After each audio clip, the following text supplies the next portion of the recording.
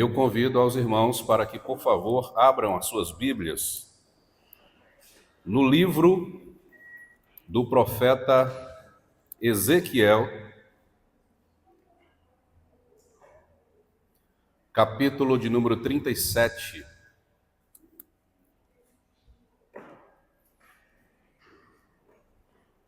Ezequiel, capítulo 37. Vamos ler apenas o versículo de número 11.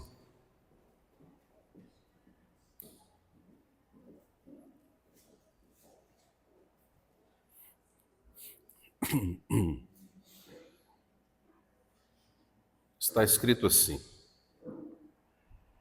Então me disse, filho do homem, estes ossos são toda a casa de Israel. Eis que dizem, os nossos ossos se secaram e pereceu a nossa esperança. Os nossos ossos se secaram e morreu a nossa esperança. Vamos orar. Senhor, muito obrigado por estarmos diante da Tua palavra nesta noite.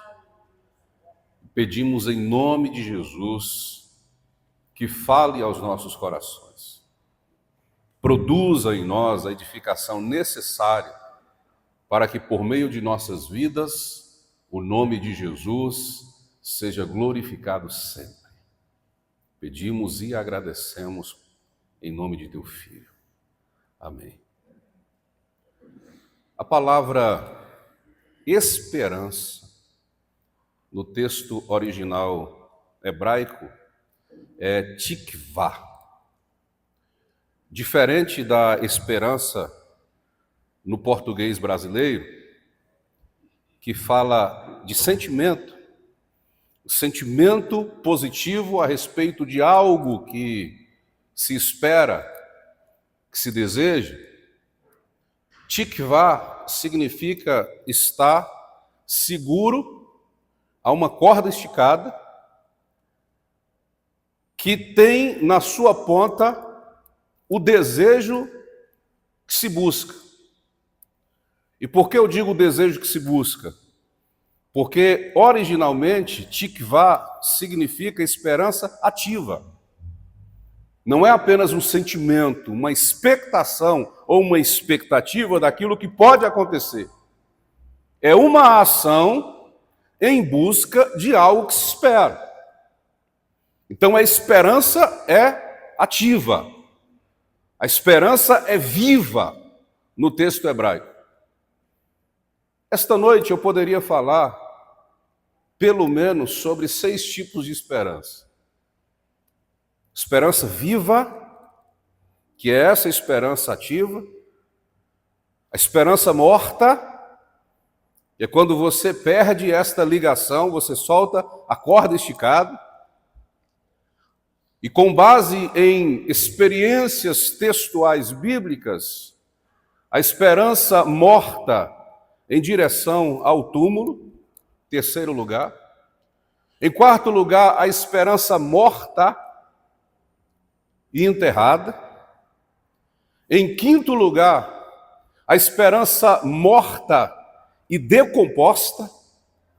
E em sexto lugar, a esperança ressuscitada. Esperança viva, como eu já disse, é a esperança ativa. É aquela diante da qual você não apenas espera, mas se movimenta na direção de realizar aquilo que você deseja. Segundo, nós temos a esperança morta,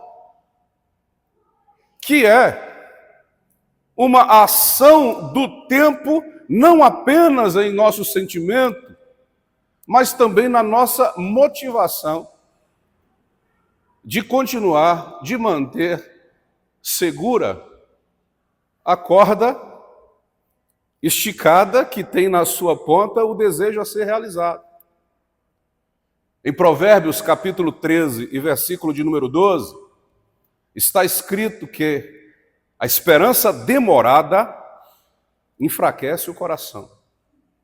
Mas o desejo alcançado é árvore de vida. Desejo alcançado é a realização, é o alcance da esperança ativa. Ou seja, é árvore de vida. Mas quando o tempo vai passando e você percebe que aparentemente as coisas não se realizam, aquilo que você busca não chega até você, o que acontece é que você vai se enfraquecendo. O coração, que não é apenas centro da emoção, mas também é o centro da razão nos textos antigos, começam a dizer para você, segundo as suas experiências externas, que o que você deseja está cada vez mais distante, mais difícil de ser alcançado. Aí o coração vai enfraquecendo. A esperança vai morrendo. A palavra de Deus, no capítulo 5 do Evangelho segundo escreveu Marcos, tem uma destas experiências que pode ilustrar o sentido da esperança morta.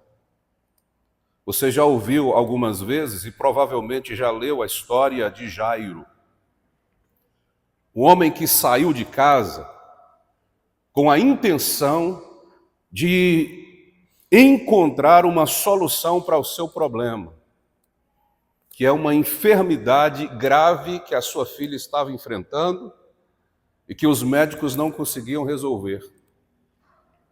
Ele tinha esperança viva, esperança ativa, de que a situação seria resolvida. Mas o que nós temos aqui na história desse homem e que pode servir também como orientações a respeito das nossas próprias experiências pessoais? Jairo é um homem do povo, é um homem de liderança, ele é liderança religiosa e é também liderança política na região em que habitava. Então é um homem que olha muito para fora. Ele tem sua casa, ele tem sua esposa, ele tem sua filhinha de 12 anos, mas ele tem responsabilidades grandes do lado de fora. E às vezes essa necessidade de termos tanto tempo olhando para fora tira da gente a capacidade de olhar com atenção ou com mais atenção para dentro da nossa própria casa. Então, a menina começa a adoecer dentro do seu ambiente íntimo, dentro da sua casa, e a percepção sobre a doença dela chega de forma tardia. Acontece com a gente muitas vezes de coisas estarem acontecendo dentro da nossa casa e a gente não consegue perceber em tempo apropriado.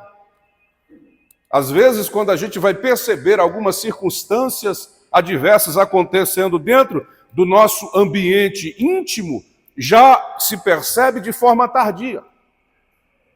Em um tempo em que a gente não pode mais resolver com as próprias forças. E Jairo, ao perceber isso, Jairo, ao saber a respeito dessa situação de sua filha e não tendo em mãos a solução do problema, então ele sai de casa em busca de ajuda.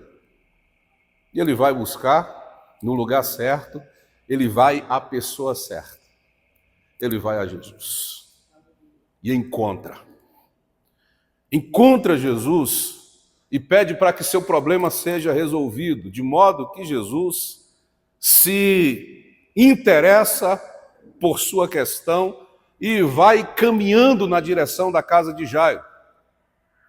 Você também conhece a história da mulher do fluxo de sangue, que é um parêntese no caminho da casa de Jairo. Jesus precisa parar para atender a outra necessidade também grave, que é a necessidade daquela mulher.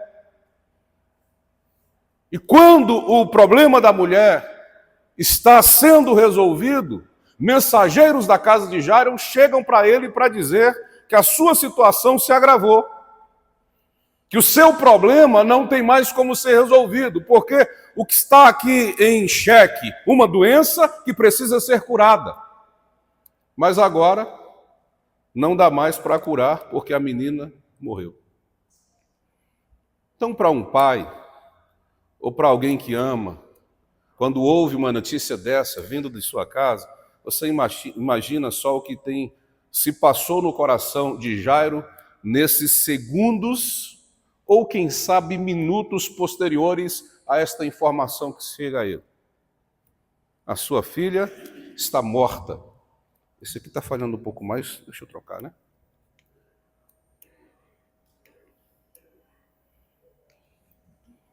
Sua filha está morta. Morre com a menina a esperança de Jairo. Mas a quem foi que ele buscou?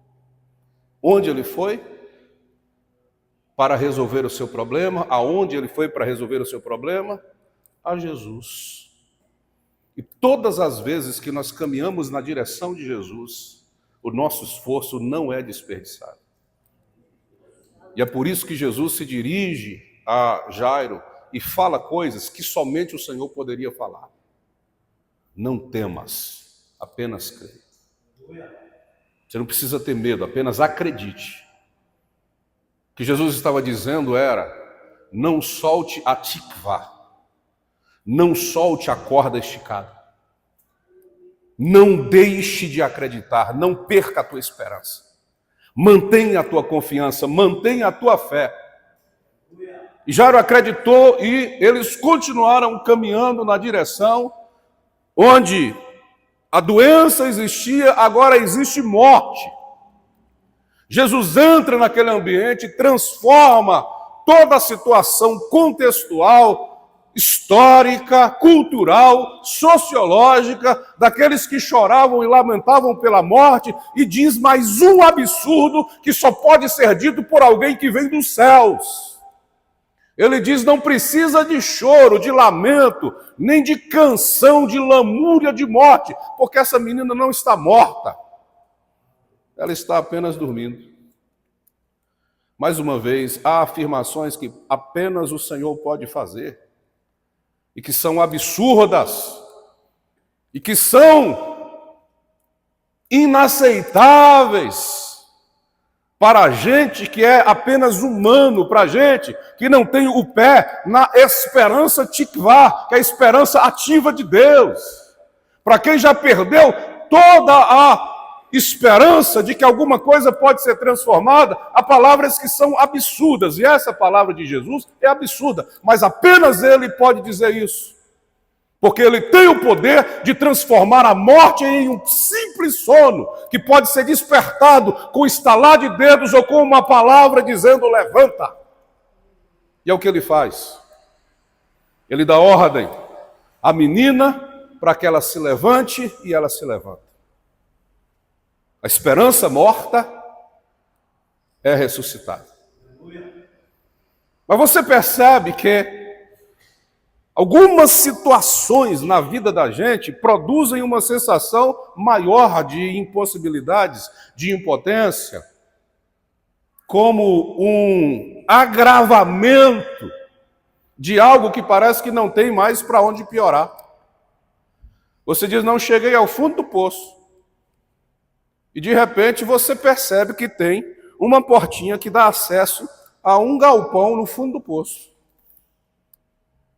E aí você não tem para onde subir, mas tem para onde descer. E você abre a portinha do galpão, do fundo do poço, e desce mais um degrau. A morte em direção ao túmulo. Nós temos uma experiência no texto sagrado de alguém que estava vivendo exatamente esse contexto fúnebre.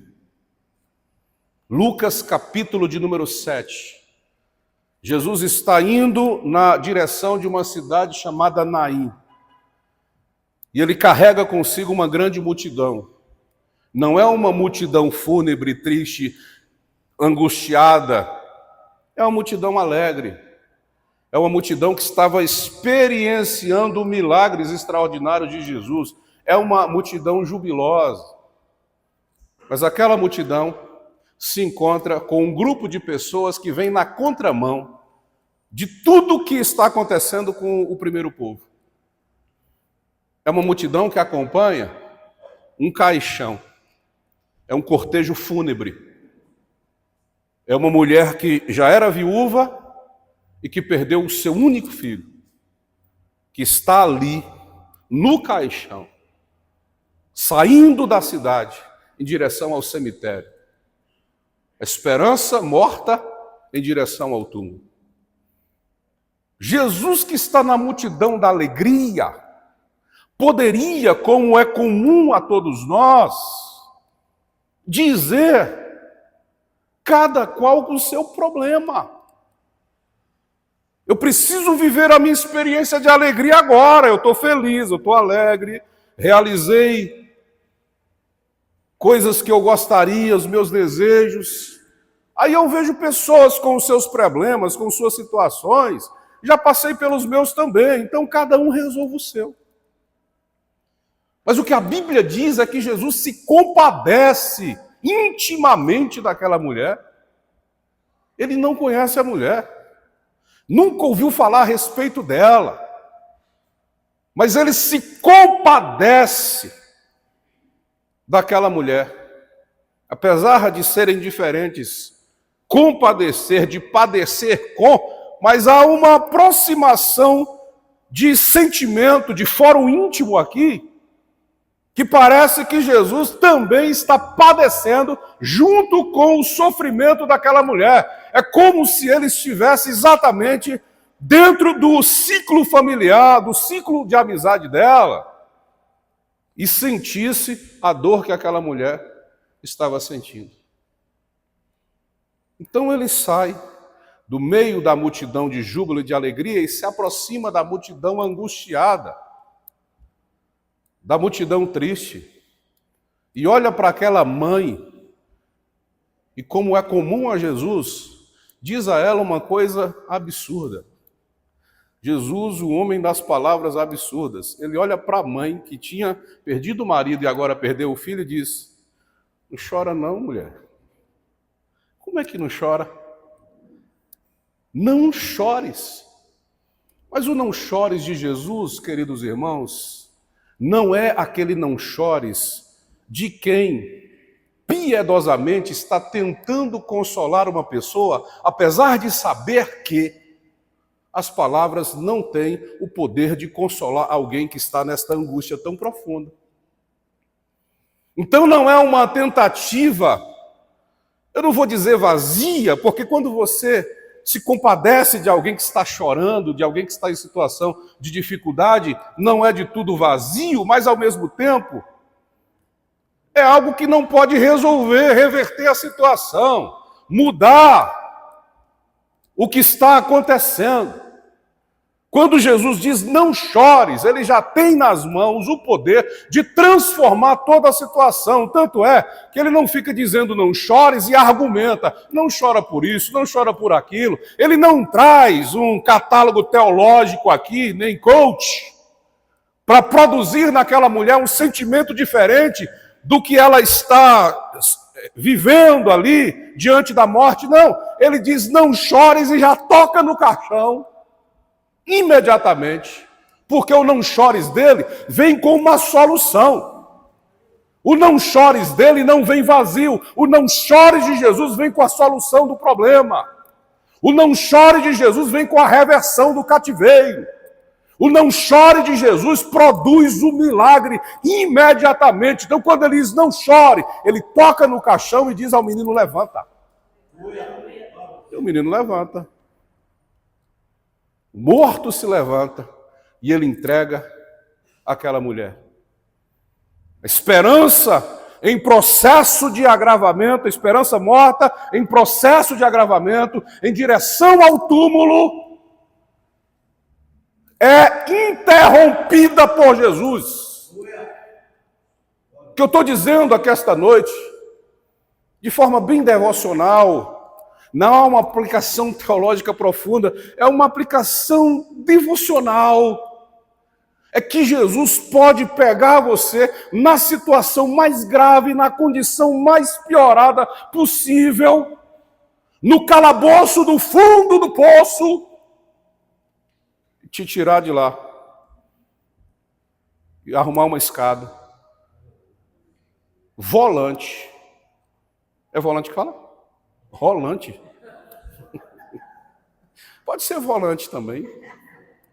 Um volante, eu não sei nem se míssil tem volante, vamos deixar esse negócio quieto. Mas ele dá um jeito de tirar, voando, ou subindo descansadamente do fundo do poço, e te coloca diante do sol, diante da luz, diante da árvore da vida. Mas a esperança pode sofrer agravos. Você já ouviu sobre a esperança morta? Você já ouviu sobre a esperança morta em direção do túmulo, mas há também a esperança morta e já enterrada. Quando ele chega em Betânia, onde é que Lázaro, seu amigo, está? No túmulo. Quando pediram socorro a ele, Lázaro ainda estava enfermo. Então havia um ar de esperança de que o amigo Jesus, sabendo a respeito da doença do seu amigo e tendo poder para ressuscitar ou para curá-lo, iria imediatamente ao seu encontro. E isso disseram os que estavam lá e receberam Jesus depois que Jesus chega em Betânia e Lázaro já há 4 dias morto está enterrado. No meio da multidão alguém disse: por que esse que tem poder de fazer milagres não poderia ter evitado a morte de Lázaro, que era seu amigo? Disseram isso. Só que as situações e as circunstâncias na vida da gente que se agravam, como a gente discutiu aqui na sexta-feira, para a manifestação da glória de Deus. Jesus disse: isso que está acontecendo aqui é para que outros creiam. A morte e a posterior ressurreição de Lázaro acontece para que outras pessoas creiam. Então as circunstâncias na vida da gente, e digo, se a gente está na direção de Deus, todas as circunstâncias na vida da gente não acontecem por acaso nem de graça. Há um propósito estabelecido pelo Senhor, que só poderá ser visto e entendido lá na frente. Jesus disse na noite em que foi traído aos discípulos: o que eu faço, vocês não compreenderão agora, só depois. Então, no momento em que as coisas estão acontecendo e não são tão favoráveis a nós, tudo fica tenebroso. Nuvens, lágrimas vão dificultando o nosso olhar a respeito do real de Deus. Tudo é imagem distorcida. Mas quando chega amanhã, porque o choro pode durar a noite, mas a alegria vem, as lágrimas se secam, as nuvens desaparecem, então os nossos olhos conseguem ver as imagens de forma perfeita. É Deus que faz as coisas acontecerem assim. A história de uma artista que pintava um quadro e ninguém conseguia detectar o que era aquela imagem que estava sendo pintada. Uma multidão assistindo em telões e tudo, e ele pintava o quadro. E ninguém detectava o que estava registrado naquela arte. Até o momento que ele virou o quadro. Ele pintou o quadro de cabeça para baixo. Quando ele virou, todos viram de forma perfeita a imagem que ele estava pintando. Pode parecer meio estranho, irmãos, mas às vezes Deus pinta o quadro da nossa vida de cabeça para baixo. A gente não consegue entender nada, até o momento que o artista do universo vira. Como os pentecostais dizem, Deus vai virar o teu cativeiro. Quando ele vira, a gente consegue ver a imagem de forma perfeita, porque Deus é perfeito. Ele chega ali, e o texto de João capítulo 11 afirma que Marta, crendo na teoria dos temperamentos, que é uma pessoa sanguínea, imediatamente vai ao encontro de Jesus. A proatividade sanguínea não deixa Marta ficar quieta. E vai fazer cobranças. E vai dizer a Jesus: se o Senhor estivesse aqui, meu irmão não teria morrido. E Jesus, absolutamente lúcido de tudo que está acontecendo, e há de acontecer, diz: Marta, o teu irmão Lázaro há de ressuscitar. Vai dizer: eu sei. Está achando que minha teologia é fraca? Eu sei que ele há de ressuscitar na ressurreição dos últimos dias. Ele diz: eu já te falei, se você crê, você vai ver a glória de Deus. E ela vai contra-argumentando, mas a sua contra-argumentação teológica, filosófica, aponta para um tempo futuro. E Jesus estava apontando para um tempo presente. A expectativa de Marta para essa vida já estava morta e enterrada. Mas o dono da ressurreição olhou para ela e disse: Marta, presta atenção numa coisa, deixa eu te balançar um pouco, desacelera seu cérebro. Eu sou a ressurreição e a vida. Quem crê em mim, ainda que esteja morto, viverá. Pode aplaudir se é para o Senhor. Mesmo assim ela não consegue compreender. Aí ela foi para casa, onde Maria, melancolia pura, estava sentada. Marta saiu correndo ao encontro de Jesus quando soube que ele estava chegando na aldeia, e Maria ficou sentada. Aí Marta voltou, chegou e disse: olha, o mestre está aqui e te chama. Quando Maria ouviu o seu nome, ela foi correndo. Ela estava ali na sua melancolia, na sua angústia, na sua tristeza, na sua solidão, curtindo o seu luto, quieta, sem conversar com ninguém. Mas às vezes o que o melancólico espera é só um olhar diferente, um estender de mãos. E quando ela ouviu falar: o mestre te chama, aí ela correu. Ela levantou e saiu correndo ao encontro de Jesus. Marta fez a cobrança imediata: se o Senhor estivesse aqui, meu irmão não teria morrido. Ela se ajoelhou, Maria, diante de Jesus. Eu não vou me ajoelhar, nem precisa virar a câmera, varão. Ela se ajoelhou diante de Jesus e disse: se o Senhor estivesse aqui, meu irmão não teria morrido. Você percebe que o tom é diferente? O tom é melancólico, é de angústia, é de lamento. E aí Jesus ficou profundamente comovido. A Bíblia diz que o seu espírito turbou-se. E ele, comovido, disse: me mostre onde ele está.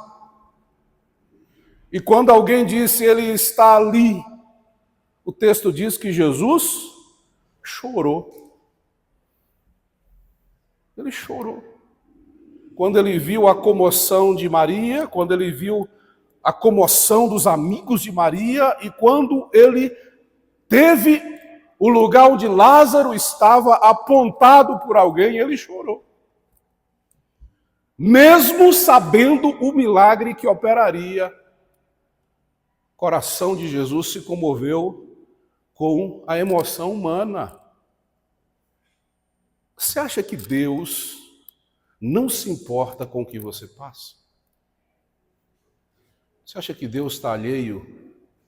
Você acha que Deus não tem sentimentos? Ele se importa. Ele te vê.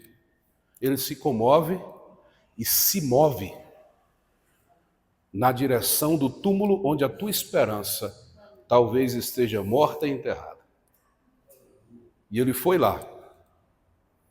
pedra na frente do túmulo, ou sobre, porque o texto diz que é sobre, é possível que era uma caverna com degraus, uma pedra grande estava lá, e ele diz: tirem a pedra.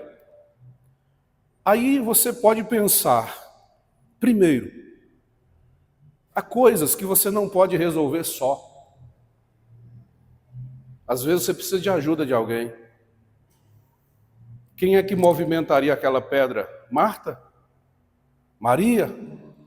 Não. Há situações que precisam de auxílio de pessoas amigas.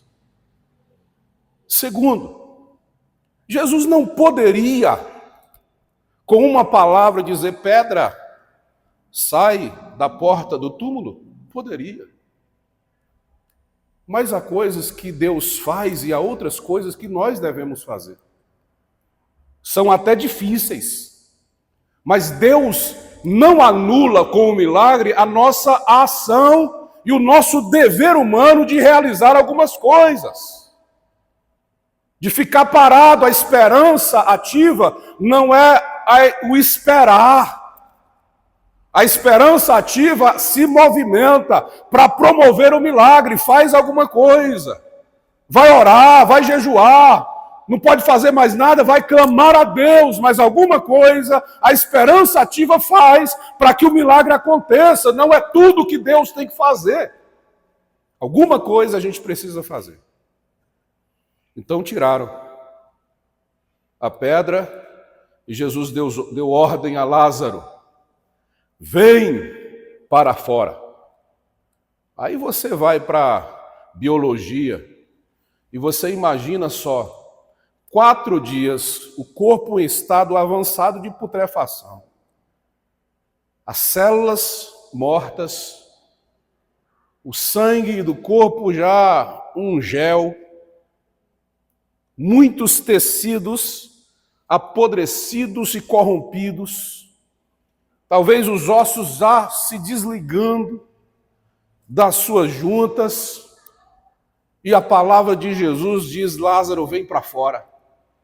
Quando a palavra de Jesus diz: Lázaro, vem para fora, o corpo de Lázaro, imediatamente ouvindo essa voz, reage. E o estado de decomposição é revertido em um estado de composição, até que as células todas são ressuscitadas. O sangue volta a se movimentar pelo corpo, o coração começa a bombear mais uma vez, os pulmões se enchem de ar e uma respiração volta a um corpo que não tinha espírito, que estava morto e em estado de decomposição, e os olhos de Lázaro se abrem e ele vem para fora. Agora tem uma coisa muito doida que eu não entendi e provavelmente a gente só vai entender na eternidade. Como é que esse corpo atado veio para fora? Comumente eles não faziam como se fazia em múmia. Uma perna, depois outra perna, não. O corpo era completamente envolvido, amarrado por lençóis. E ficava meio... Há alguns teóricos que dizem que é provável que Lázaro tenha vindo para fora levitando. Não sei. Ou veio caminhando. Se é de fato uma caverna com escadas, é mais difícil para o sujeito que está atado. Teologia doida, né? Porta que ele veio.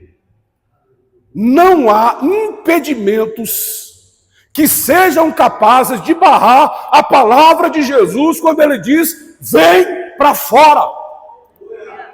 Mar tiver fechado, faz caminhar por cima das águas. Nada pode impedir a ação de Deus quando ele determina que vai operar o milagre na tua vida. Aí tem uns irmãos pentecostais que dizem: eu gosto de orar em línguas estranhas porque o diabo não entende o que eu estou falando. Quer dizer que se o diabo entender o que tu está falando, Deus não vai operar porque ele vai barrar? Pelo amor de Deus, irmão, a ciência hoje já prova que os nossos pensamentos são correntes elétricas. Então o diabo olha para o teu cérebro e sabe o que é que tu está falando, o que é que tu está pensando. Porque os nossos pensamentos são correntes elétricas. Então tu falando ou não falando, tu falando em línguas estranhas ou não falando, ele vai saber. Mas o que importa se ele sabe o que ele não sabe? Importa que se Deus disser, haja luz, não tem treva que permaneça, porque a luz haverá. Deu para entender isso? É uma supervalorização do poder do adversário, pelo amor de Deus. Deus é maior do que tudo e do que todos. E se Ele decidiu te abençoar, as portas do inferno não prevalecerão. Então Lázaro veio. E a glória de Deus se manifestou naquela ressurreição. Mas há uma quinta esperança morta. A esperança morta e decomposta. É exatamente a esperança do texto que nós lemos. O profeta Ezequiel tinha sido levado por Deus a um vale de ossos secos. Há quanto tempo esses corpos estavam mortos? Há muito tempo. Eram 70 anos de cativeiro babilônico. E o sentimento do povo de Israel era o sentimento de que a sua esperança, 70 anos de cativeiro, tinha perecido. E no final do texto, depois que eles dizem pereceu ou morreu a nossa esperança, eles dizem aí, e nós estamos cortados. Cortado aqui, como se uma árvore tivesse sido cortada na raiz e fogo tivesse sido colocado nela. E tem a ver também com um corte na história. Nossa história foi cortada, acabou nosso povo, acabou nossa história, acabou nossa vida, acabou nossa liberdade, acabou nossa nação, acabou tudo. Nossa esperança pereceu e nós estamos cortados. A representação desse sentimento é um vale de ossos secos. Você consegue ver mais ou menos de forma imaginativa que não tem mais carne em nenhum corpo, que os ossos já se separaram uns dos outros. Às vezes a perna de um está do lado de lá, o braço de outro está acolá, os dedos já foram para a mão de outro. O vale de ossos secos, tudo fora do seu lugar.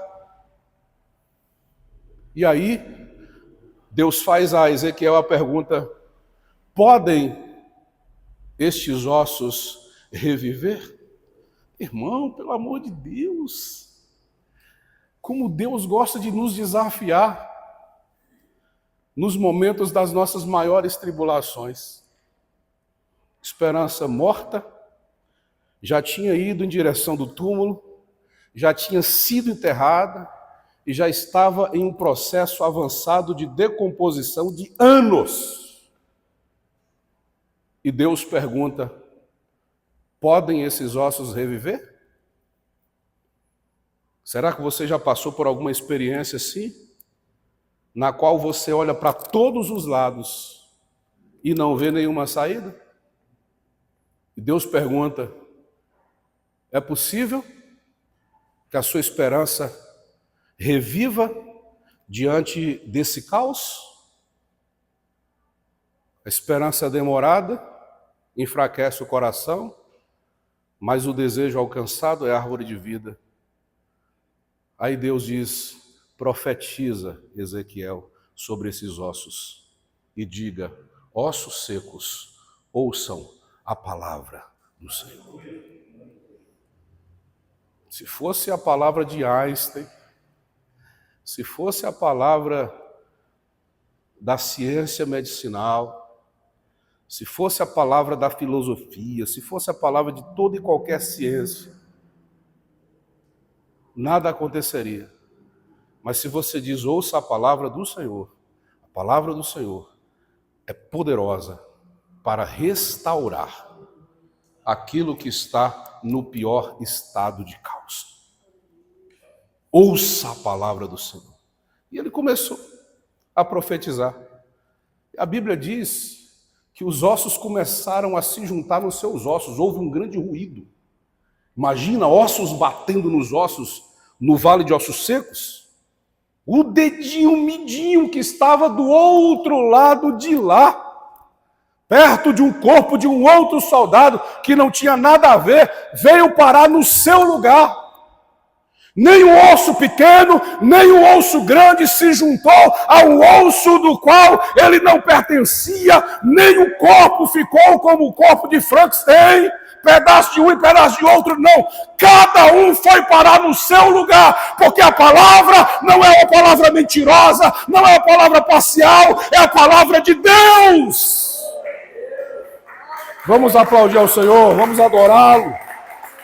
Ossos secos, ouçam a palavra do Senhor. A palavra do Senhor, irmãos. A palavra do Senhor coloca todas as coisas no seu lugar.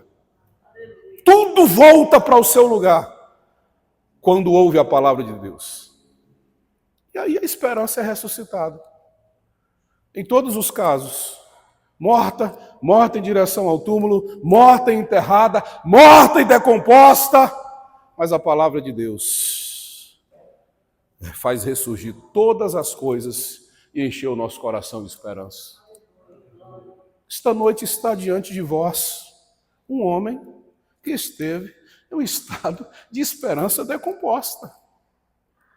Quando o coração diz para você, zerou, acabou, não dá mais. Mas aí a palavra de Deus vem e sopra. O Espírito de Deus faz retornar à vida. Eu quero convidar aqueles que podem ficar de pé para que façam isso, para que fechem os seus olhos, todos, para que a gente ore. Talvez não seja você, mas seja alguém da sua família. Talvez seja alguém que você conhece,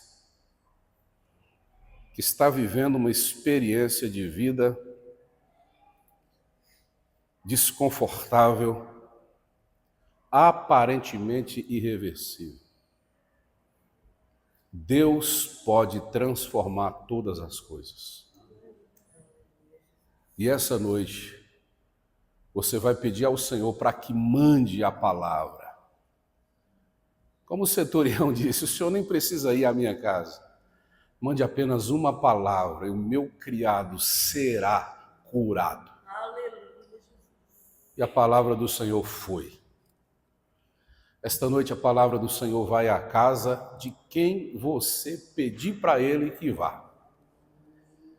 E alguma coisa nesse mundo espiritual vai acontecer de maneira que milagres de Deus serão realizados para a glória dele. Nós cremos, meu Deus. Nós cremos nesta palavra. Nós cremos no poder do Teu Espírito Santo.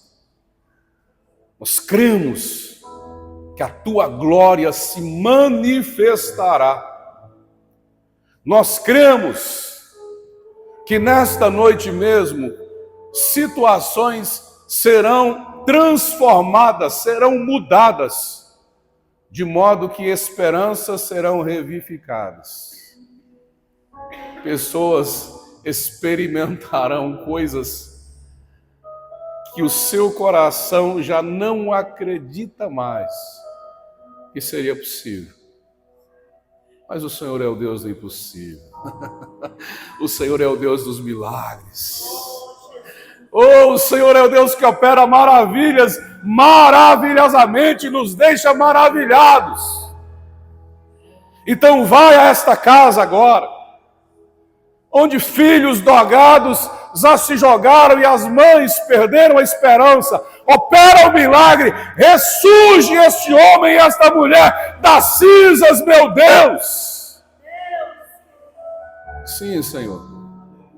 Tira do cérebro, do sangue, do corpo, a necessidade da química e renova. Renova, meu Deus, todas as sensações para que o vício seja completamente esquecido. Renova as células desse homem, desta mulher, desse jovem, desta criança que tem câncer, deste homem, desse senhor, desta senhora que tem câncer. Renova as células e ordena as células cancerígenas que parem de se multiplicar e sejam completamente anuladas pelo poder da palavra do Senhor, e esta pessoa seja completamente curada em nome de Jesus. Dá ordem, meu Deus, às enfermidades para que deixem os corpos. Dá ordem aos espíritos malignos para que deixem livres os cativos. Sim, Senhor. Dá ordem ao espírito de guerra desta casa, para que deixe em paz esta família. Em nome de Jesus, que os teus olhos se abram, que a visão se abra, que a graça e o poder do Espírito Santo transforme quem de fato precisa ser transformado. E todos os pedidos aqui feitos, em nome de Jesus, sejam atendidos para a glória de Deus. Nós pedimos crendo, porque o Senhor é poderoso para ouvir a nossa oração. Em nome de Jesus.